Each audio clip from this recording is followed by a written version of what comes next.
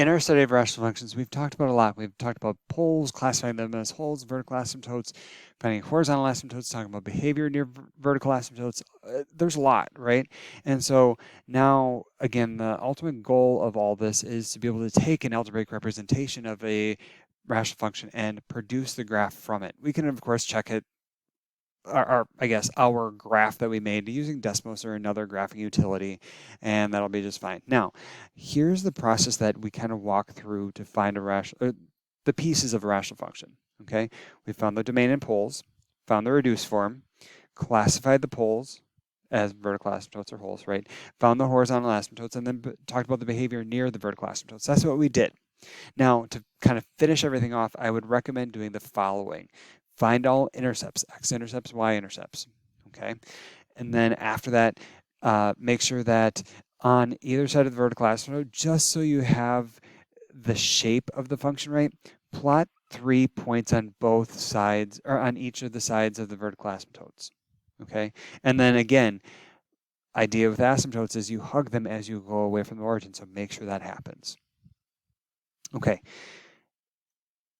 our running example that we've been working with for a long time, right?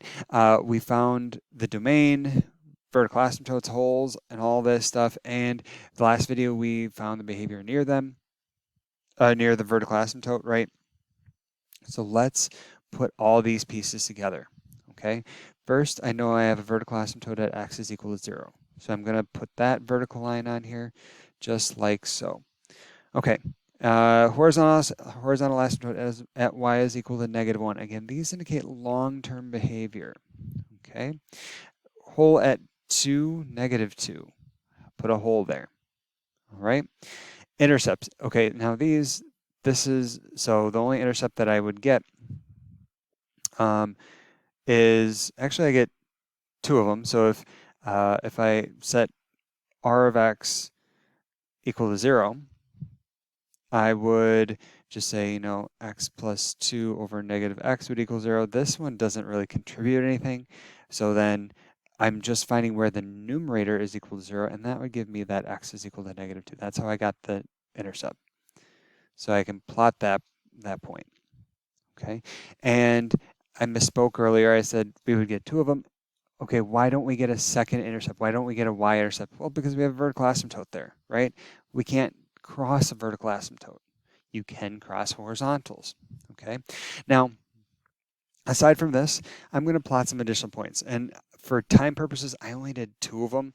So -1, +1 was a point, and then 1, -3 was another point. I could, if I wanted to, I could do like -3 and something, and then 3 comma something, okay?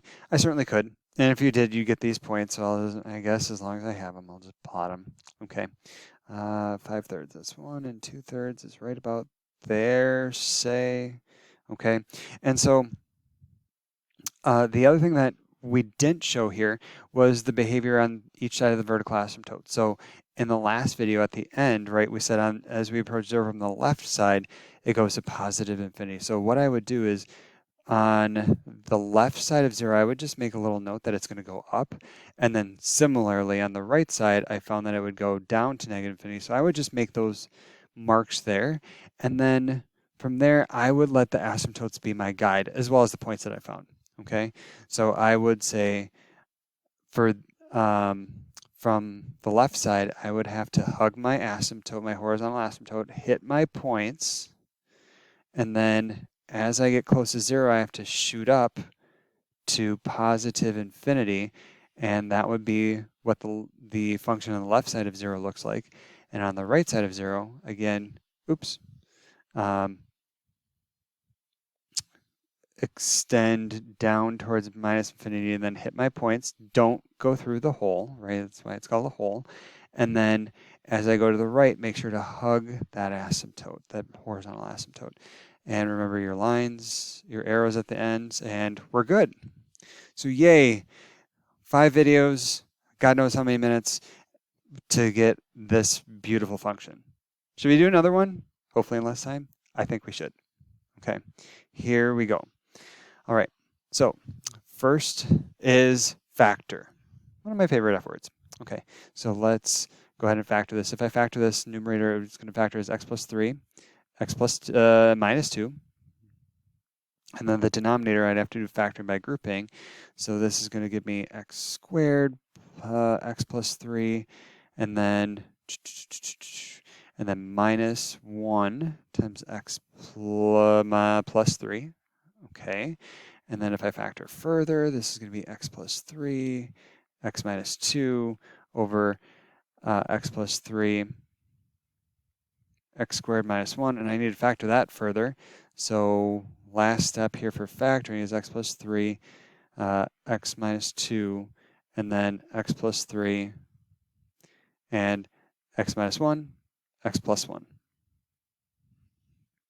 All right, so then I can say poles are going to be at x is equal to minus 3, 1, and negative 1. Okay, and I'm also going to notice that the x plus 3's could cancel, so my reduced form is just going to be x minus 2 over x minus 1 times x plus 1, okay, and this has poles of x is equal to plus and minus 1. So these are my vertical asymptotes, okay? So I have something like this going on here and here.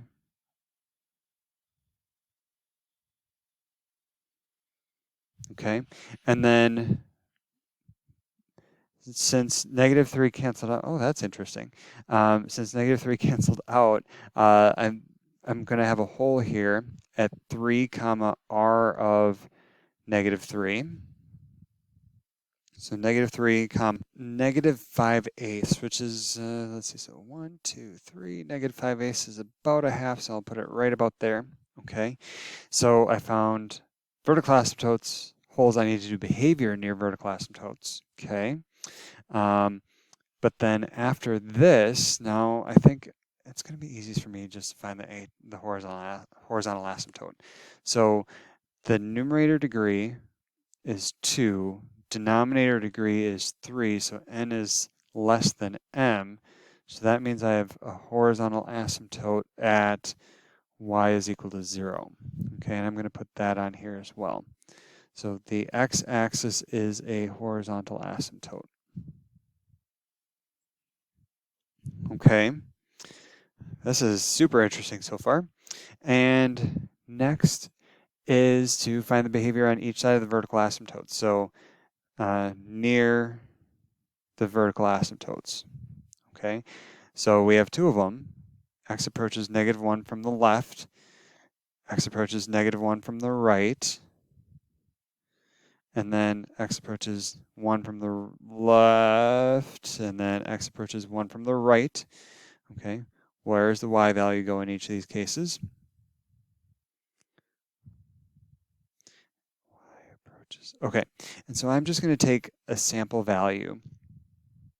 Let's do, let's see, either plus, let's see, so for the first one, I'm just going to imagine, let's see, I'm going to imagine negative 0.5. Okay, put that into my reduced form. So I'm going to have a negative in the numerator. Denominator is negative times a positive, so negative overall. So I have negative over negative. So this is going to approach, hang on, negative 0.5. Ah, I'm on the wrong side. Let's do negative 1.5. I was on the right side.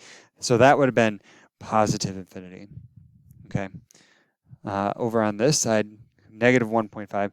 So I'd have negative over, let's see, negative times negative is a positive. So this is going to approach negative infinity.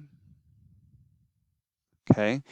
Now on the side of, or for the other vertical asymptote. Okay, so I'm thinking 0.5. So I'm right over here. Okay. What do I end up with? So the numerator ends up being negative. Denominator is negative times positive. So I get negative or positive overall. So this is going to approach positive infinity. And this one you can double check, but it'll be negative infinity. So in all, putting this information on our graph, left side of 1, I go down. Let me put these in maybe a different color, purple. I go down. And then right side of -1, I go up. Right side of, or left side of 1, I go up. And then left side of, or right side of 1, I go down towards minus infinity. All right. So in addition to this, I have to include intercepts. The only intercept I have is at 2, 0. It's the value that makes the numerator 0. Okay.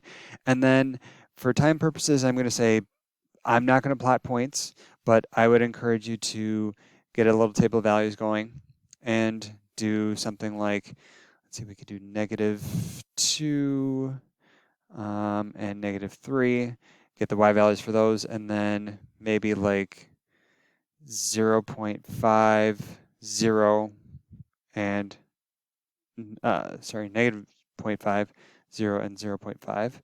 That would be for the middle piece. And then for the right piece, we have 1 point. And let's get a couple more. Let's get, say, 3 and 4. Get those y values.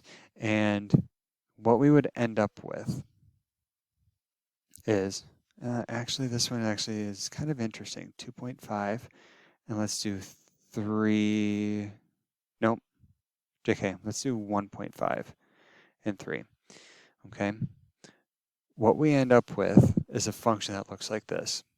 So over here, if you plot all your points, you're going to, again, hug the horizontal asymptote, and then as you get close to the origin, go through your points, and then make sure to hug the vertical asymptote following the behavior that you found. Okay, and then up in the next section, after you plotted those points, you'd get something like, let's see, if you put in for 0, you'd get a point at 2. So you'd end up with something like this in there. And then what makes this function interesting is this next piece. So you'd start down here, right? You'd hit this point crossing your horizontal asymptote, and then you'd kind of sneak above, but then come back down and hug the horizontal asymptote. So in this case, for this function, you actually end up crossing the horizontal asymptote, which is okay. You can't cross a vertical, all right? So again, aside from the additional points, we have the function mostly done here. These take a long time, and so you need a lot of patience to complete these successfully. But in all, again, the steps that I follow or I would recommend following are these. You can do them out of order, but just make sure to get them all on there so that your graph is beautiful and you should be all set. Okay? So rational functions take some time and require a bit of analysis, but if you follow these steps, you should be successful.